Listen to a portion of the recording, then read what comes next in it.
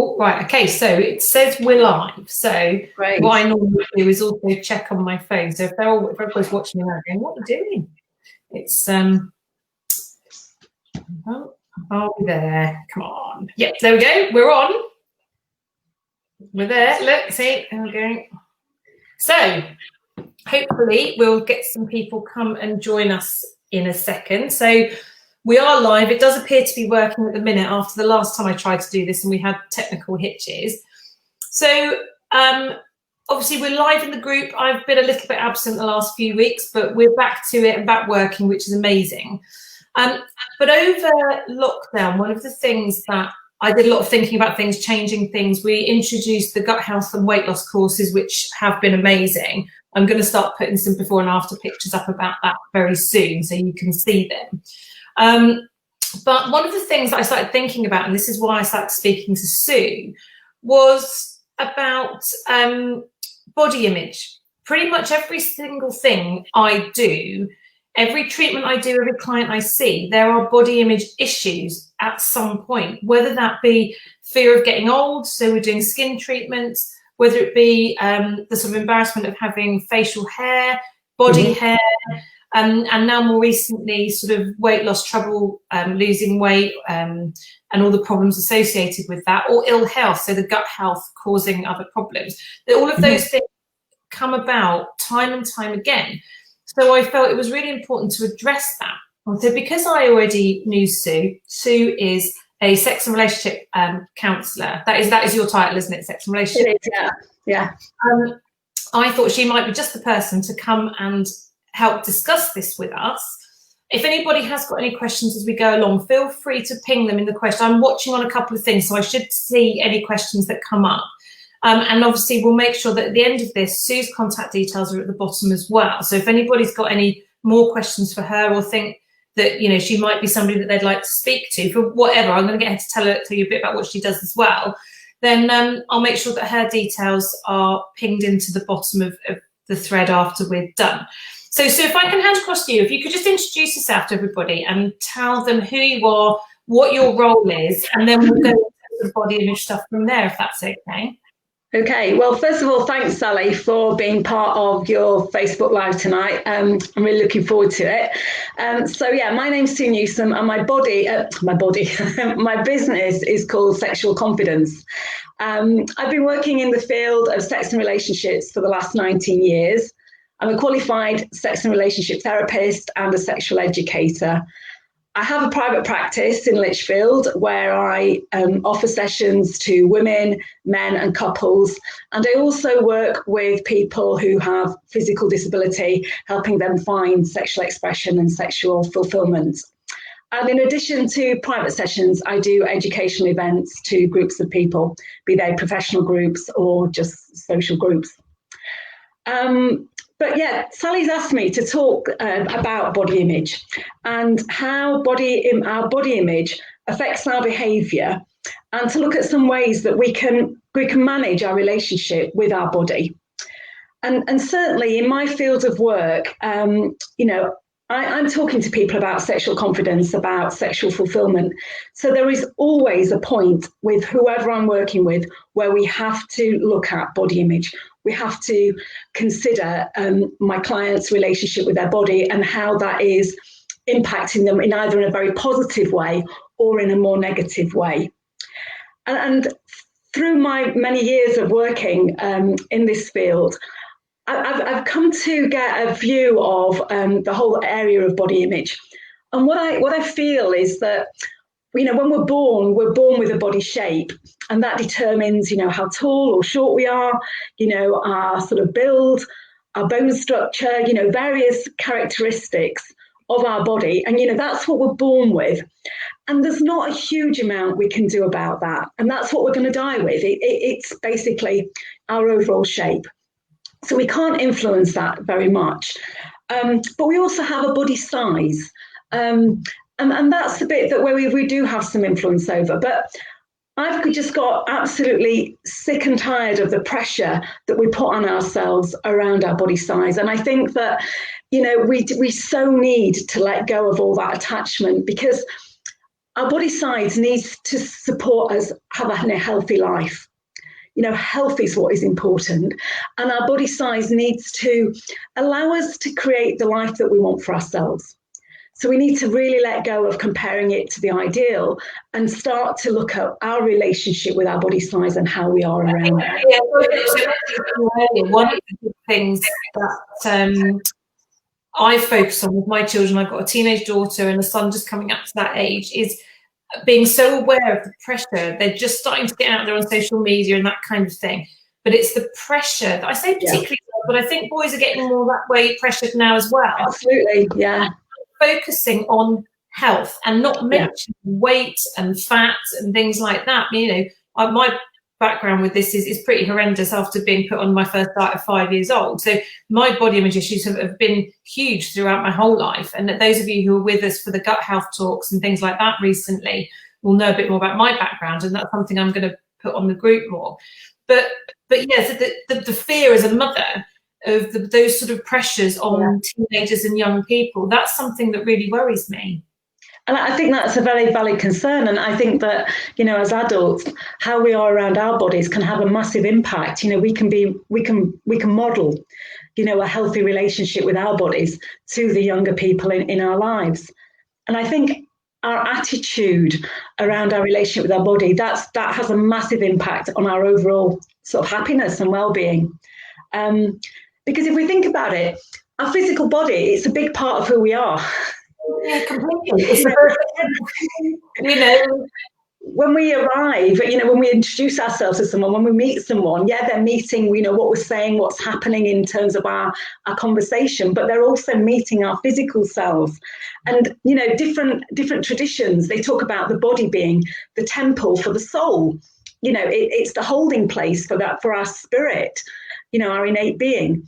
Other traditions talk about the body being the vessel for our energy. It's where our vitality lives, and therefore how we are in our body, has a massive impact in, how we are seen and experienced in the world. And you hear about people talk about mind, body, and soul, don't they? Or mind, body, and spirit. And so if we're not loving our bodies, or we've got a really awkward, difficult relationship with our bodies, that can have such an impact in all areas of our lives. So, what is the official definition of body image? Well, the body image is how we feel about how our body looks and how we perceive other people see our bodies. So that is what the body image is. And I think that can differ massively in how people actually see you. People probably see me completely different to how I think they do. Totally, Sally. And I would guarantee in most cases, we see ourselves far more negatively than other people see us. So sure. we typically are very self-critical, and we set ourselves, some crazy standards often around, how our bodies should be compared to, if we asked some of our peers, some of our friends, they would probably give us very positive feedback and affirmations. But the thing about body image, it gets triggered in two very interesting ways. So one of the ways that our body image gets triggered is when we actually see ourselves. So, when we look in a mirror, when we catch a reflection in the shop window, when we're on a Zoom call and on a video call. People asking for treatments and stuff because they're looking at themselves all day when they wouldn't normally. I know. Now, the thing about that is when we see ourselves, we naturally focus on critical things. So when we look in a mirror, we think, we zoom in on, like, oh God, I need to sort my hair out, or my skin's not looking great today, or whatever, I can see my beard, or whatever it is. But the question is, well, how quickly can we move on from that? So okay, yeah, we are naturally critical, self-critical, but do we dwell on it? Does it tip us if we see something that we don't like? Does that tip us into feeling, really down, really despairing, even depressed? So that's an indicator.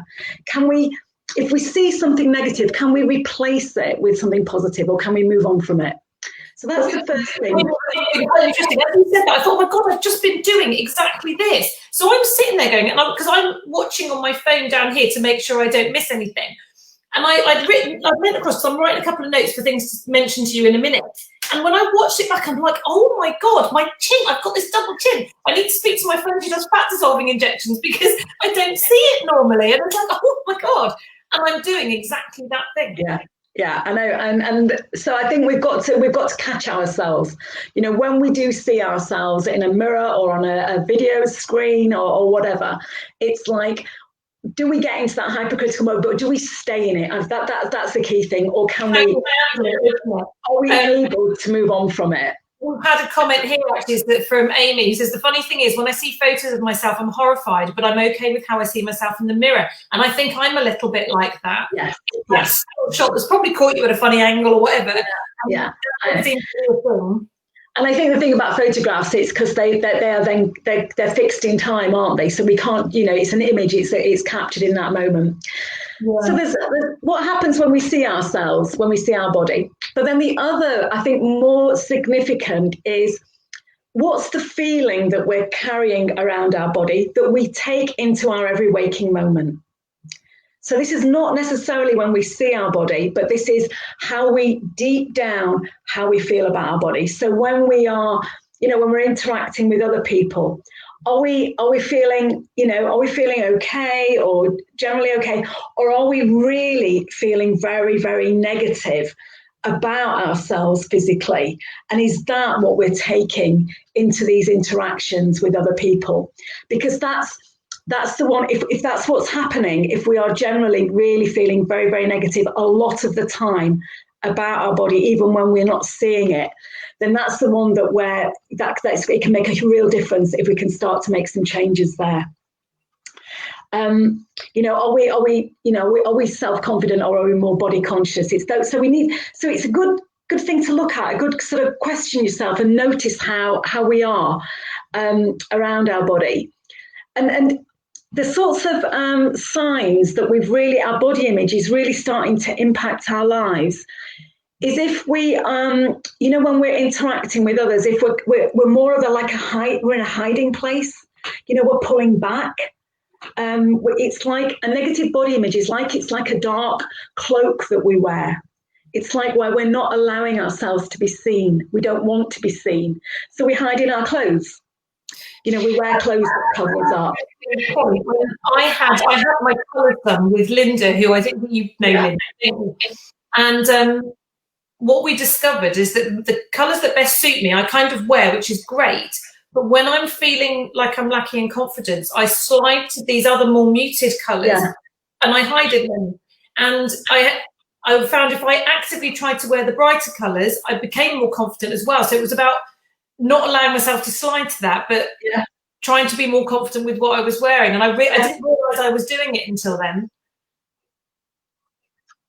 And I think, I've had my colours done. And I think that is a really good process to go through around body image, because I used to hide, you know, I was really self-conscious about my shape, wasn't comfortable and confident having a female shape. So I used to hide behind baggy clothes, baggy jackets. That was my safe zone, and I've learned to step out from that. So I think there's that thing about noticing. Do you feel like you're hiding yourself? You know, for whatever reason, it might not be to do with the shape of your body. It might be to do with body hair. It can be anything. Yeah. And it's a little bit like a negative body image is like when we're almost a little bit apologetic. You know, and we might make jokes. You know, we joke about our body, or we make derogatory comments about ourselves. I mean, it's one thing having a little joke with very personal friends, but if we're doing that regularly, then that's not helping our relationship with our body. You know, we're reinforcing that idea that our body doesn't look good.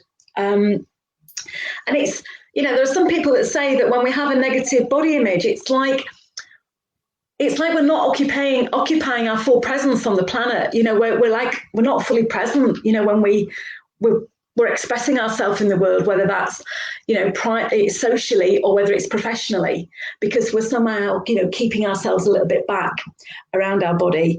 And without question, a negative body image can can certainly affect our enjoyment of intimacy. And when I say intimacy, I'm talking about physical intimacy, which is to do with, just shows of affection. It could be hugs, it could be cuddles, kissing, and then obviously sexual intimacy, because sexual pleasure happens in the body. And if we don't feel comfortable about our body, then it's going to be so tricky for us to relax into our pleasure. And then we start to get into all sorts of avoidant behaviours. I don't want my partner to see me. I don't want him to see that I've put on weight, or that my belly's bigger than it was, or stretch marks. There's a massive story for women. Oh, I think a lot of us relate to that. I can't move in that direction because it'll look a bit, I might catch sight of myself in the mirror, or something's going to dangle. It's, Totally. Yeah. We are terrible for that. Definitely. Yeah. Yeah, no, it is. And we're not, if that's how anyone is feeling, you're not on your own with it, believe me. And it's what is so fascinating, because of working with both men and women, is that we are the ones, as women, we are so much more concerned about our body and how our body looks when we're having sex than men ever are. Yeah, believe me, that's so true. I can definitely. From personal experience, I know that they would be going through my head. I think men can perhaps lose themselves in the moment a little more. Women are more concerned about, that roll of fat if we sit like that kind of thing. Yeah.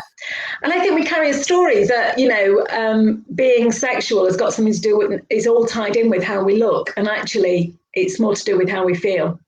And I think that the challenge is for anyone who has, for whatever reason, has got a negative relationship with their body, if that's happening, then there is a risk that you get into what it becomes a vicious cycle. Yeah. Because if we're not feeling great about our body, then we don't necessarily look after it well. So, if we're on a bit of a downer about, I'm not, I don't look as good as so-and-so, or I'm not looking like whoever, then we don't look after our body. And then if we don't look after our body, then it's perpetuating this idea that, my body's rubbish, my body's not as good as, I don't look as great as, in fact, even worse than that, I look a mess, or I look, I look a disaster. And that's a really dark place to get to. But it's scary just how quickly we can land in that place when we just allow, that negative thoughts, when we allow them to take place and to get established. So that's why it's important that we do catch ourselves, and when those negative ideas are started to take root, if you like, that we do something to address it.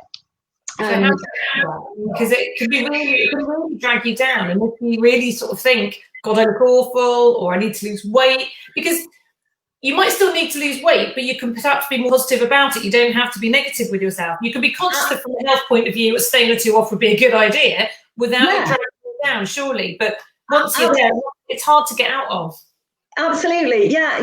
Weight is such a massive an issue, globally, isn't it? I mean, but I think we have to look at, okay, so if I am carrying extra weight, whether that's an extra few pounds or more, that's acknowledging that and being really honest with myself. Okay, right now I'm carrying more weight than I would like, but carrying that extra weight doesn't stop me, being confident. It doesn't stop me enjoying being intimate. It doesn't stop me doing the best job that I want to do. It doesn't stop me being, enjoying my life with my family and my friends. I can still do all of those things with a few extra pounds on my belly. It's that somehow we're less worthy in some respects. Absolutely. We let the extra weight then put this cloak of despair on all aspects of our life, when it is just extra weight. Yeah, and that's the thing. We make it into something so much bigger than that somehow we're, suddenly worth less, and we're, I apologise for my dog going nuts. Okay, yeah, we're not as sexy, we're not as attractive, and all of that story. You carry this. I'm just going to try and silence my noisy dog. Hold on. Okay, but Sally asked about what we can do, to start to manage the relationship we've got with our bodies. And I had to think about that in preparation for tonight. And I think the number one thing that we can do is we can stop comparing. We talk about the comparison demon, and it really is a demon. Because if you think about comparison, the nature of a comparison, someone in a comparison is not going to win. Someone is going to come out less than or not as good as.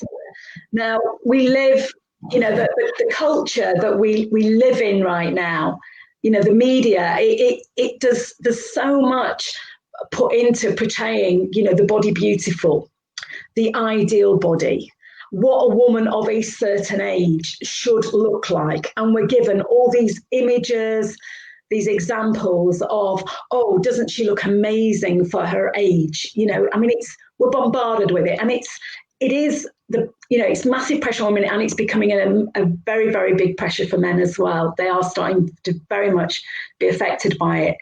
So we've got to somehow stop comparing ourselves in that way. We can be inspired by these people, but just don't compare ourselves, because that comparison is futile. There's Amy commented, she had an ex tell her that he would marry her when she lost weight and got to 9 stone, so she rebelled and put on 2 stone instead. But that becomes, doesn't it? I mean, that's terrible. But it's again the pressure put on you by other people. I had a similar thing, not about weight, but I had an ex tell me that if I cut my hair off, he'd dump me, so I cut my hair off, and funny enough, he'd dump me. So the right thing to do, clearly. Yeah. Under pressure from someone else to look a certain way is shocking. It is shocking. It's totally shocking, because our worthiness, our lovability, our attractiveness, it can't be just to do with the length of our hair or how many stones we weigh. There's more to us than that. About sort of the influence of the media and the pressure to be a certain way. And one of the things I've always been really, really conscious of in my job is not putting that kind of pressure on people. Yeah. I'm not here to make people feel bad about themselves so I can make more money out of them. And it's something I've always been really conscious to be aware of. If I have someone come to me who wants laser hair removal on their chin, and I look at them and think, your top lip could probably do with it as well, I would never say it, because it could. Because if it bothered them, they'd tell me. They would. Someone else might go, well, actually, I could make another, whatever, if they do that as well, and perhaps pressure them in a certain way to then go, oh, do you think that's a problem then? I would never do that. If they don't tell me it's a problem, if they ask and say, okay, if this was your face, what would you do? I would be as dramatic as I can without making them feel bad about themselves. Yeah. It depends what they want to achieve, but I would never say, God, you're looking a bit old and we need to do this, and we need, I might say, let's slow down the aging process. So I quite often, if somebody says they're 48, I'll say, right, your 50th birthday pictures are going to look amazing. Not, you're starting to look a bit old, we need to do a lot of work. Or, always try to be so conscious about not making people feel worse than they already do when they get to me. Yeah, and I, Sally, as one of your clients, I totally respect that in your work and the way that you work. I value your opinion, but I also appreciate that you will hear what I've had to say. When I've. It's so important. It is. So I think one of the things we can all do is just watch ourselves when we're getting into that comparison, whether it's comparing ourselves to something that's in the media or something on social media, or it's comparing ourselves to when we were younger. I mean, once we get into our 40s, mid-40s onwards, I mean, that is such a demon for women, and men as well. But we have medical issues thrown in there too.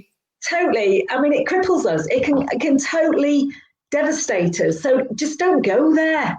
Of course, we look different. I've got a picture on a pinboard downstairs from me about 8 years ago. So it's not even that long ago. It's not from my teens or something. I was very well into my 30s, not far off 40. And looking back, I did not appreciate how good I looked. And I do need to torture myself a bit, if I'm honest. And now, sort of hitting sort of menopause type things and feeling less good about myself because of that and trying to sort my hormones out. it can, if you dwell too much on that, it is quite destructive. It is totally destructive, yeah. So and that's where we've got to be disciplined in ourselves, that if we start to do it and really let that comparison take hold, we've got to stop it. Look back at when we were younger and appreciate us in our youthfulness and all what that meant, and then sit with us in our current age and find some appreciation around our wrinkles and our silver hair and our hairy chins and our, all the bits, because we've got wisdom, we've got life experience, so we've got all that. We might not, we do look different, but we've got. I'm now gradually going grey gracefully, because I'm going to have to. But just because we've got grey hair or lumps where we didn't used to, it doesn't mean we're not attractive, and it doesn't mean we can't be attractive or feel attractive. Not at all. I totally, and I do not subscribe to any of that crap around, once we're menopausal, then we dry up, we're not sexually attractive, and we're going to get osteoporosis. It's all rubbish. It seriously is. As a woman who's through a menopause, I can vouch. You don't have to believe any of that.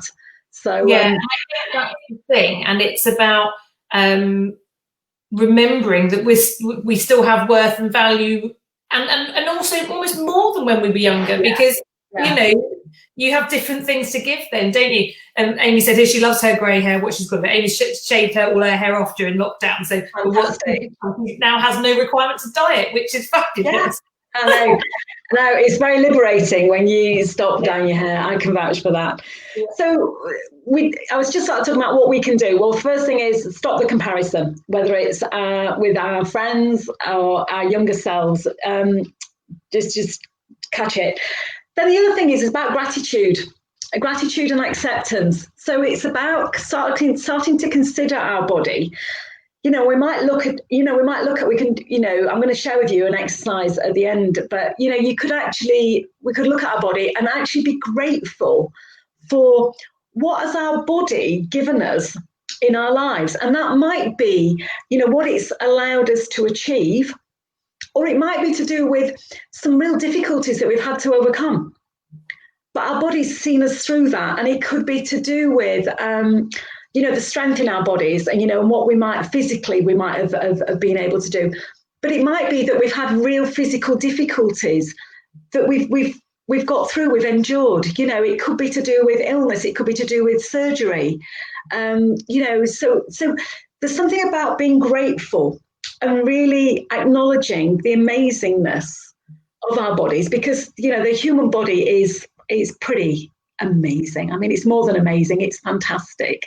And it's as well, it will look after us regardless.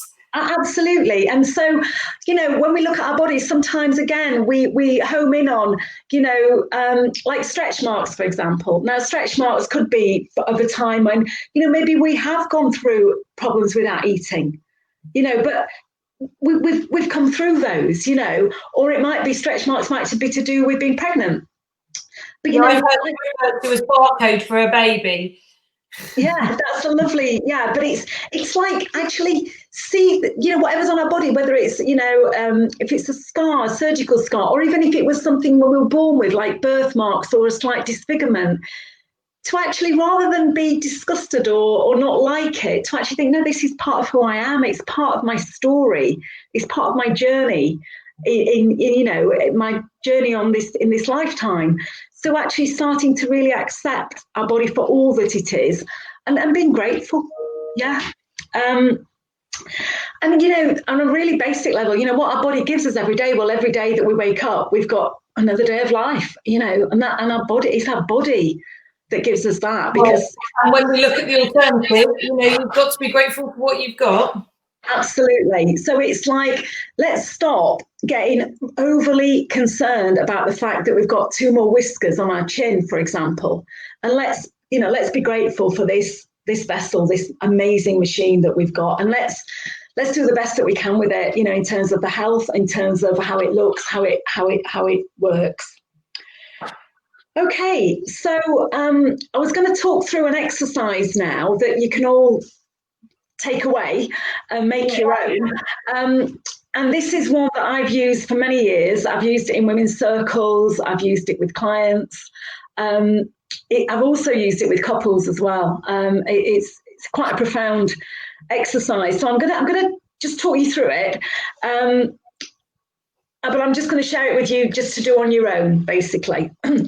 And so this is a practice, because this is the idea of this is to change negative perceptions, negative feelings, negative thoughts or beliefs about our body. And the way that we change those is by doing a practice. That's we haven't got a magic wand. And the idea of this practice is that you have to, if you're going to decide to do it, be purposeful around it. Because what it involves looking at yourself in the mirror. Now we all look at ourselves in the mirror, you know, just like when we get up, just to sort our hair out, brush our teeth or what, makeup or whatever. But this is actually doing it separate to that, because those times we're looking in the mirror, we're doing it for a function, you know, because we need to make sure that, you know, we've not got lipstick on our teeth or whatever. You need some additional moments when you purposely look in the mirror, and it needs to be private. So you need to be, you know, in a room, in the bathroom or your bedroom, and make sure no one's going to interrupt you, because this is your private practice. And you can do it clothed, or you can do it naked. If you're struggling, if you feel like you've got quite a negative body image, I would say start off clothed, and gradually work up to being naked. And you start by just head and shoulders. So you look in a mirror, and a mirror position so that you can just see your head and shoulders. And you purposely look in that mirror to find one thing that you really like or appreciate about yourself, about what you see in the mirror in that moment. And it doesn't matter what it is. It could be the minutest thing. It could be a little mole in the middle of your eyebrow. It could be a little crease around your mouth. It could be, you know, how the skin is on your neck. It can be anything. It can be, you can turn your head around, you know, look at the side. It could be to do with your ears, hair, skin, eyes, nose, mouth, neck, shoulders. And when you find it, whatever you find that you like, you say it to yourself. So it's, you know, right now, I love the colour of my eyes. So you just have it, you say it to you, notice it, you say it to yourself, and then you smile. You know, you smile the way you would smile, you know, if you gave your friend a compliment, you know, a girlfriend, and you just said, oh God, I love the colour of your eyes. And you'd smile as you were saying it, you smile to yourself. So I would say, you know, if I'm doing it now, I would either say it out loud or I'd say it privately inside, I love the colour of your eyes. I smile, and then I'd walk away. I've done it. I've found something that I like about my body in this moment. So you do that and you repeat that for 3 days. I'm making notes here. Okay, well, I can write up a note if you want, Sally, afterwards. Great. I can write this up in the group if you'd like, yeah? Yes, please, that would be awesome. Okay, so and just no big deal, just find it, you go in, you do it's purposeful, you find something you like, you notice it, you say it to yourself, and then you move away. After 3 days, you then move on to position yourself so that you can see your body from the waist upwards. So everything from your waist up. And you, again, you find, now this time you're looking for 3 things. And, you know, if you can't find 3, find 2. And if you can't find 2, find 1. But one thing's better than nothing. But, you know, you might need to work up to 3 things. So it could be to do with your arms. It could be to do with your elbows, your hands, your nails. It could be to do with, oh, heaven forbid, your breast. It could be to do with your upper torso. Turn around, have a look at the top of your back. And just find, you know, it could be to do with shape. It could be to do with colour. It could be to do with, you know, the texture. So you notice, you say them to yourself, and then smile and move on. And then finally, you do that for 3 days. And then after those 3 days, then you do a full length mirror. So obviously you need to have a full length mirror somewhere to be able to look at yourself. And that's where you're looking at your whole body.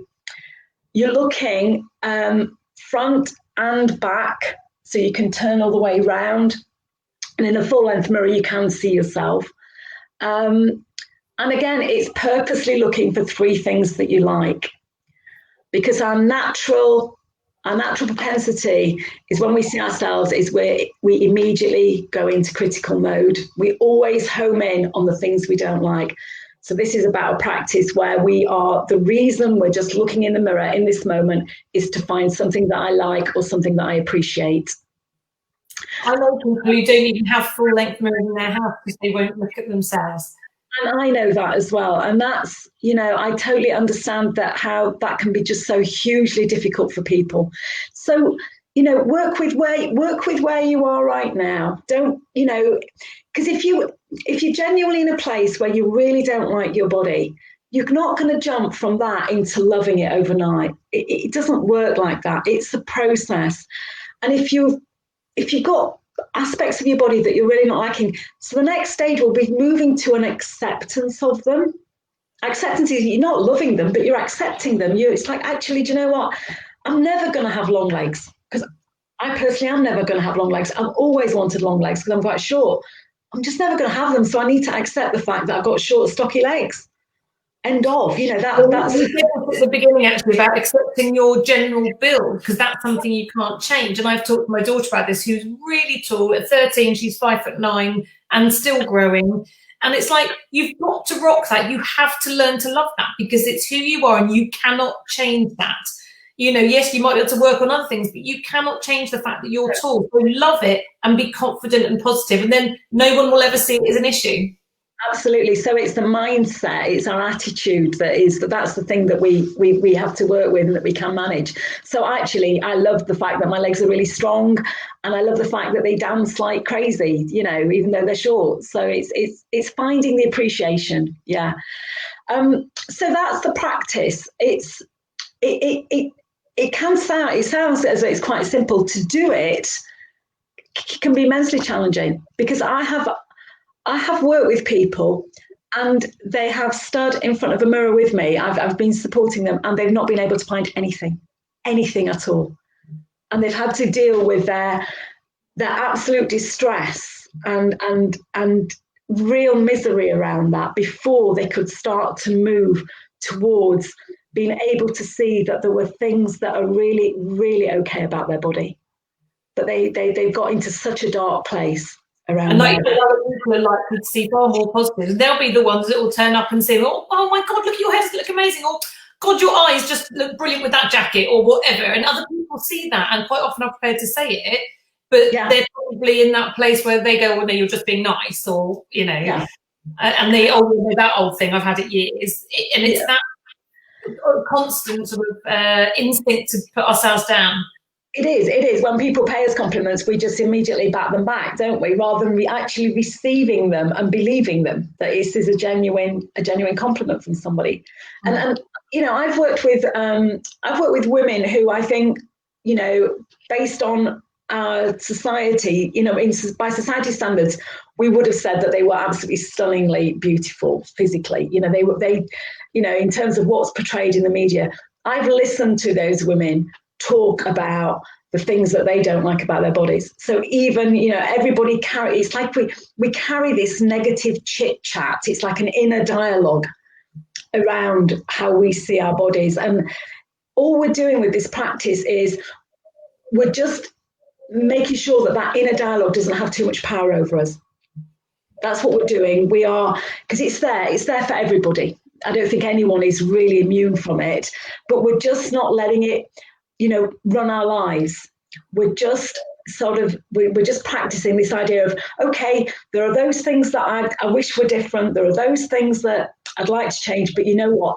I've got all these things that are actually okay. Yeah, and it's a hard habit to get into if you're not used to doing it. It is.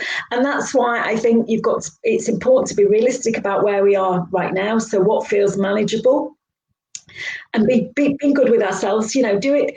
It comes in blocks of 3s. We do 3 days head and shoulders, 3 days waist up, then 3 days whole body. Now, that for some people, that may feel a bit too fast. They may want to spend a whole week just doing head and shoulders. And that's fine. It's, with these practices, make them your own. But it has to be a practice, because you have to do it with purpose. So you have to think, right, I'm going to go in, I'm going to go in the bathroom, I'm going to do my practice, I'm going to look in the mirror, and I'm going to find one thing that I really like in terms of my head and shoulders.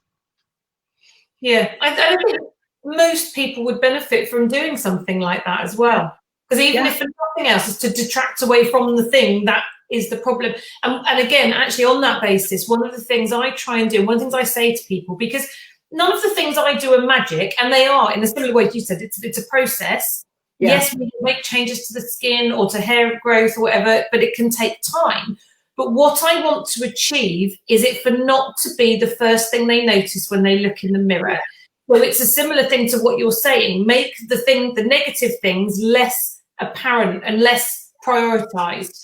And so I suppose I am already working with my clients in that way. I want to make those things that they go, I need to change this because it's stressing me out.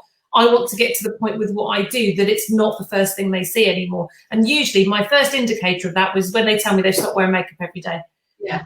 Because when they wear makeup every day and they can't leave the house without it, it's because that thing is the priority. Yeah. And suddenly we get to the point where it might not be completely gone or changed, but it's become less of a priority for them because the situation's improved, but also we've taken the stress off it. Absolutely, and you're liberating them. You know, we're starting to we're liberated from the power of those negative thoughts. Yeah, and I love that. That's one of the best things that one of my clients can say to me is that they now go out without wearing makeup because it means that I'm doing my job right. Yeah, fantastic. You know, like I said, I'm not a magician. I'm not going to completely stop hair growth in any body area completely because that's not how the body works. I'm not going to make wrinkles go away completely. I'm not going to be able to stop an acne breakout later on, but I can make the current situation better and put the right things in place for later on. And then in the same way with you can't necessarily make all those feelings go away, but you can put the things in place to make them less of a priority. And I suppose it's looking on the same level there, isn't it? Absolutely. It's complete. Yeah, completely. Yeah. Place. And it is funny how it has sort of, with the way you've been saying things, it's made me go, this is how I try and make people feel. Yeah. But well, so as I said, I was writing notes. I've got all sorts of things written down here. But in the early part of what you were saying, there's lots of things. It was ticking boxes. Going, oh God, yeah, no, that's me. Actually, no, that's me too. And I think that I'm aware that I've had issues with this over the years, and it's interesting to hear. They said, I'm going to do that. I'm going to do your little exercise. So if you're happy to post it in the group, that would be amazing.